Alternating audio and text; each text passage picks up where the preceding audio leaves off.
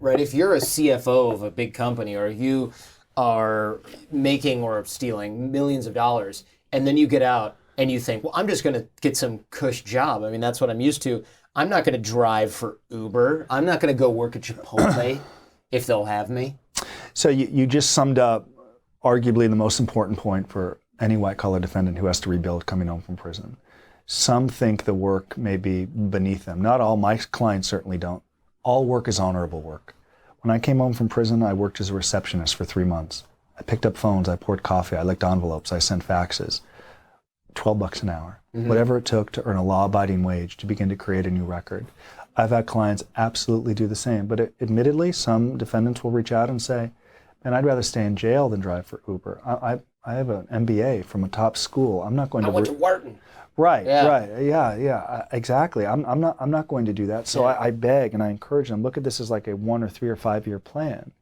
What you're doing today, you may not be doing in 3, 5, or 10 years, but you've got to begin to create a new record. And if you can do that, opportunities open. I'm surprised at how many are unwilling to do it. And frankly, something that Mark, I hate to promote Mark's book, but I like his book. Mark Manson, yeah. It's been on the show. It's okay. I bought more than 200 copies of his first book and sent them to clients. And something he talks about in the first book I like is, everyone says they want something, or something akin to this, he writes. Everyone says they want something, and then when people see the work associated with it, maybe they don't really want it that bad because they don't do it.